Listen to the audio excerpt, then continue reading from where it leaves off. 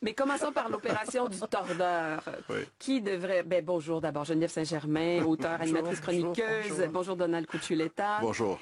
Qui est de l'Observatoire sur les États-Unis, la chaire Raoul d'Endurant, puis chargé de cours aussi en histoire à l'Université du Québec en Outaouais. Oui. Ben, Geneviève, qu'est-ce qu'on devrait mettre au tordeur cette semaine pour vous? Je dirais la culture policière et éventuellement un groupe de policiers. Je pense pas que le cas de la matricule 728 soit si isolé que ça. Je sais pas si c'est non plus parce que je suis une femme. J'ai vu les dernières images.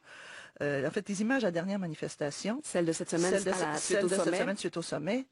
Et j'avoue que j'ai trouvé ça odieux. Je trouve que c'est des images qui sont difficiles à regarder. Cette charge des policiers, un usage de force déraisonnable, un déséquilibre des forces. On a vu des jeunes être poussés tellement violemment et j'ai un usage de la matraque qui m'a semblé absolument éhonté. Et pire que ça, je suis très étonnée que les groupements là, qui défendent les animaux soient pas furieux. Les chevaux au milieu de ça, les chevaux qui utilisent les chevaux. En plus, ça fait des images spectaculaires. On se croirait là avant la Révolution russe.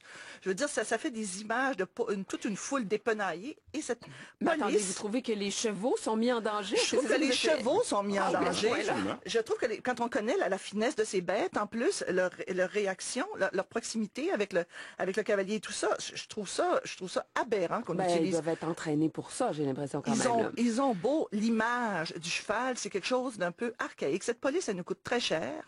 Cette police, elle nous coûte très cher. Elle devrait avoir un sang-froid minimum. Je suis tout à fait d'accord avec ce qu'Amir Kadir a dit cette semaine.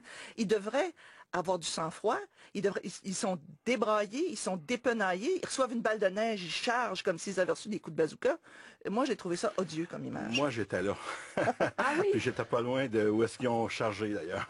Et c'est eux qui ont chargé. Ben oui. Et c'est pour ça que les provocations des étudiants étaient vraiment minimes. Puis les avec balles des de neige. provocateurs, même dans la foule. Je veux dire, on est capable. J'ai un peu d'expérience, malheureusement. Attendez, Donald, c'est grave ce que vous dites. Des provocateurs, vous pensez des gens qui crient qu'il faut s'attaquer, il faut aller... Puis tu sais, je veux dire, une expérience de manifestation, tu viens à comprendre qui est quoi, qui provoque le monde. Il faut ça fait partie du jeu des manifestations. Il faut être honnête là-dessus. Là.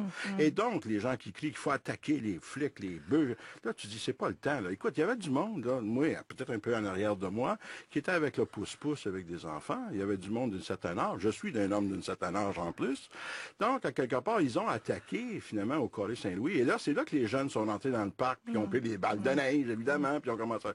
Et là, mais ce que vous soupçonnez, là, c'est que les gens qui crient il faut attaquer les policiers sont placés là par quelqu'un qui veut que ça tourne mal. Écoutez, quand vous montez une telle rue, puis à un moment donné, ils sont sur ce coin-là, puis à un moment donné, vous êtes à l'autre coin de Les rue. mêmes sont il y a toute une forme de stratégie, de contenir, je comprends, mais là, c'est plus une stratégie de contenir, c'est une stratégie d'attaquer, en plus. En fait, c'est une police offensive au lieu d'être une police défensive. Bon, il y aurait... Et que le simple citoyen, maintenant, moi, sincèrement, j'ai peur de la police, elle ne m'inspire pas confiance. Et je suis pas une agitatrice ni une grande manifestante. Il faut pas être un peu naïf non plus qu'à l'intérieur des manifestations, il y a des gens honnêtes qui veulent faire manifestation puis qui veulent provoquer la police aussi. Je veux dire, écoutez, ça fait partie du jeu des manifestations.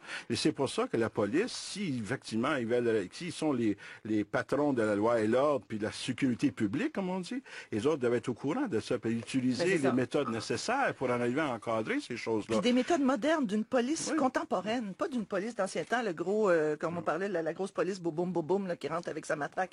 Ils devraient être mieux encadrés, avoir des stratégies et garder leur sang-froid un minimum. Enfin. Et la dose de sang-froid devrait être plus élevée de ce côté-là, tout par à fait. définition. Tout à fait. Bon.